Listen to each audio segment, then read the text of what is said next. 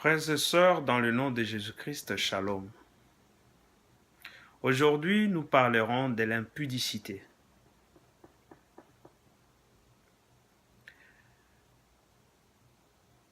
Il est écrit, fuyez l'impudicité.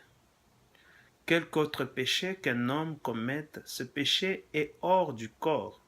Mais celui qui se livre à l'impudicité pêche contre son propre corps. 1 Corinthiens 6, 18.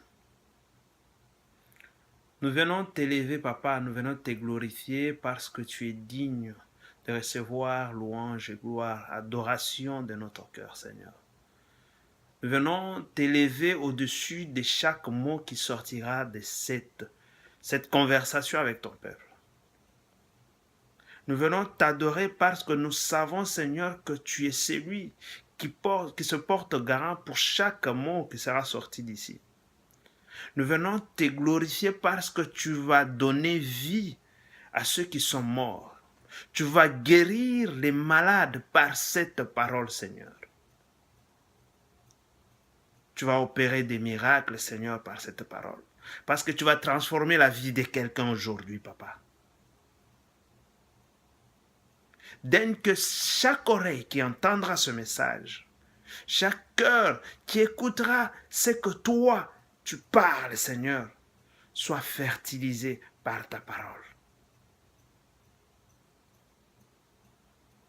Qui donne le fruit que tu attends. Qui soit attiré vers toi. Et que toi seul puisses être la lumière au pied de ceux qui écouteront cette parole. Guide leurs pas au nom de Jésus-Christ.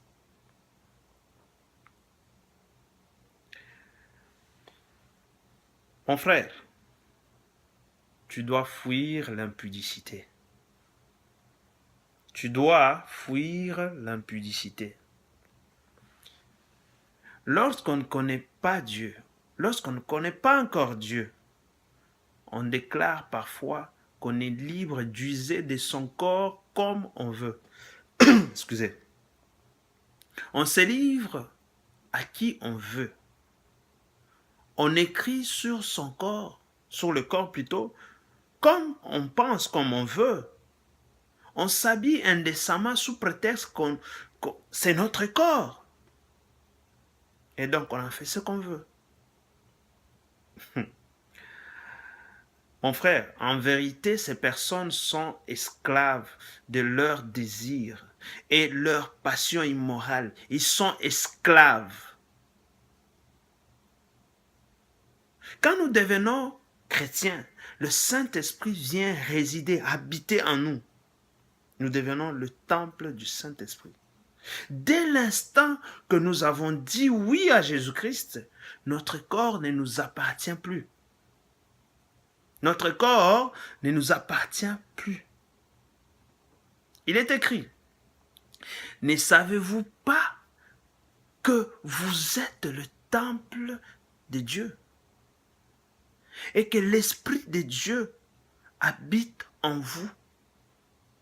1 Corinthiens 3,16. On va prendre un autre verset. 1 Corinthiens 6, 19. Ne savez-vous pas que votre corps est le temple du Saint-Esprit qui habite en vous et que vous avez reçu de Dieu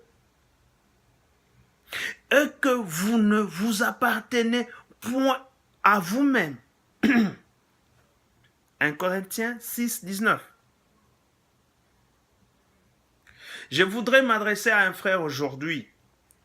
Le Seigneur a conçu les relations sexuelles uniquement pour le mariage. Mon frère, écoute-moi.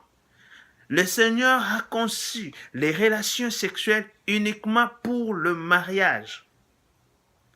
Tout rapport sexuel en dehors du mariage entre hommes et femmes est une offense à Dieu. D'ailleurs, on ne parlera même pas des relations de personnes de même sexe. Parce que ça, c'est une abomination. Je ferme la parenthèse. Toute pensée dans le sens sexuel toute pensée qui n'honore pas Dieu, parce que ça doit être fait que dans le mariage. Tout ce genre de pensée est également péché.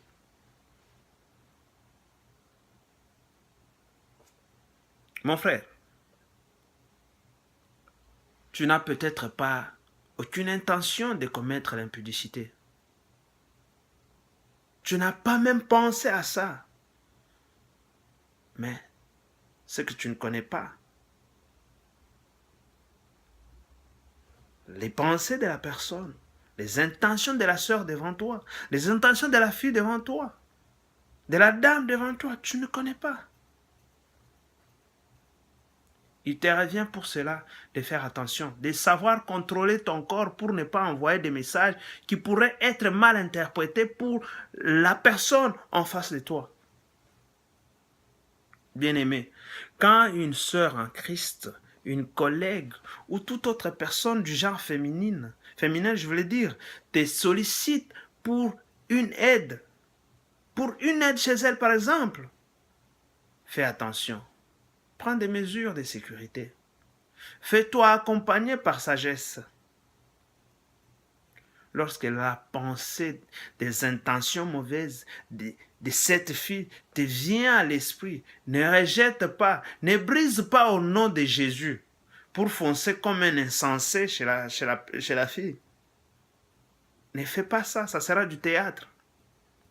Parce que tu pourras être surpris par la tenue légère de cette personne. La Bible qui est dans ta main ne pourra pas t'aider puisque tu n'as pas écouté la voix de l'Esprit. Il n'y a aucun mal à aider ou soutenir une sœur, hein, ou une collègue. Il n'y a aucun mal à soutenir une amie. Non, il n'y a aucun mal. Mais sois sage. Sois sage, mon frère, parce que la Bible ne dit pas résister dans ce cas, mais de fuir, de te sauver, d'éviter carrément cette situation. C'est ce que la Bible dit. Si tu es marié, il est d'ailleurs préférable que tu sois accompagné de ta femme. Et surtout, ne la quitte pas du regard. Une fois chez la sœur, ne quitte pas ta femme du regard. Car ta femme est capable de détecter des échanges spirituels que tu ne verras peut-être pas passer. Elle peut voir des choses que tu négliges parce que pour toi, ce sont des détails inutiles. Elle, dans son rôle d'aide, regarde aux détails et a même détecté la moindre mauvaise intention sans tomber dans la jalousie. Elle est en plein dans son rôle d'aide. Elle est en plein dans son rôle de voir les détails. Elle est en plein dans son rôle de détecter des mauvaises intentions. Pas parce qu'elle veut être jalouse, non. Mais malheureusement, il y a certains frères qui se disent très spirituels. Mais à la fin, ils se retrouvent piégés. À la fin, ils se retrouvent piégés dans la suite. Par la suite, je veux dire. La présence d'une tierce personne dissuade l'ennemi, déjoue le plan de l'ennemi, mon frère. Fais-toi accompagner. C'est une sagesse. Tu mets une barrière. Tu fuis. C'est une manière de fuir. Comme nous le savons, l'adultère, l'impudicité, ce n'est pas seulement l'effet de coucher avec quelqu'un physiquement. Non. Cela peut se faire aussi, je veux dire, dans les pensées. Et pour Dieu, c'est comme si l'acte était consommé. C'est comme si l'acte était commis, je veux dire. Mon frère, tu n'es pas le seul homme de l'Église. Mais, curieusement, la sœur ne veut que toi pour prier chez lui.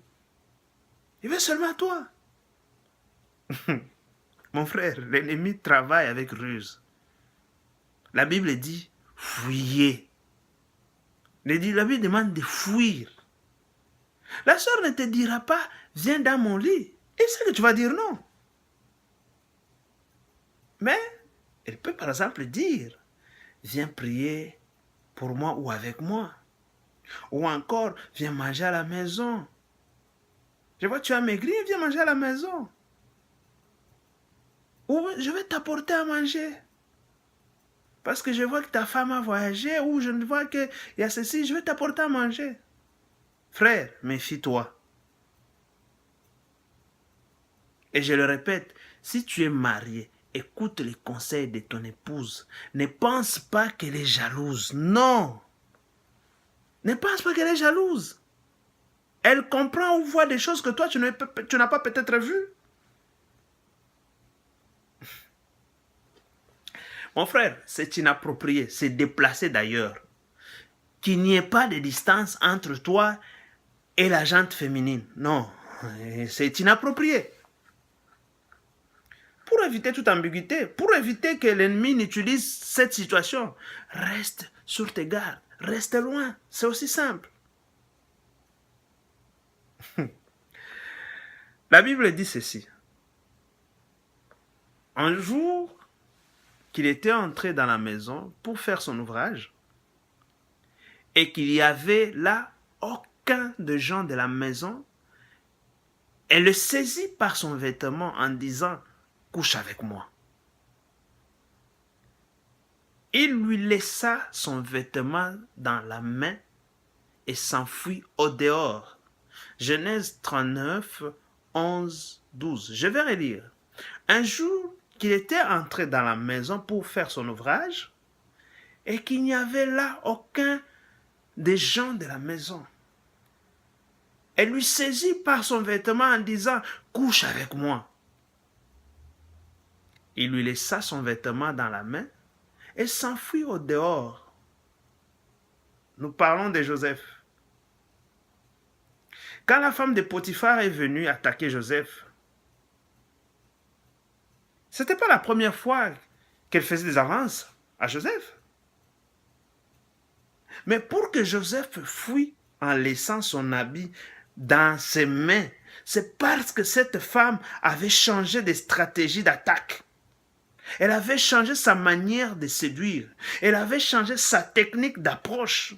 Parce que ce jour-là, il n'était que deux. Il n'y avait pas d'autres personnes dans la maison. Et à ce moment-là, il dit, ben, écoute, c'est vraiment l'idéal. C'est vraiment ce jour, c'est vraiment aujourd'hui que ça doit se passer.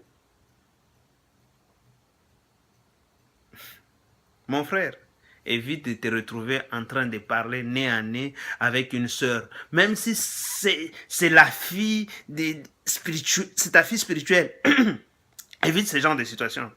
Même si c'est la copine, la grande copine de ta femme. Évite ça.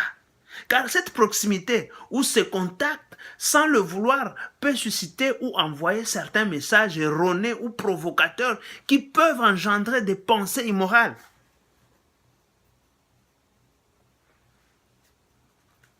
Aux États-Unis, par exemple, dans la communauté afro-américaine, ils se saluent par accolade. Certains, chez les hommes comme chez les femmes, profitent pour presser l'autre plus fort dans le but d'assouvir un désir immoral en pensant montrer de l'affection. Dégueulasse. Il est possible qu'un message erroné soit envoyé à ton âme et provoquer certaines réactions immorales, impudiques.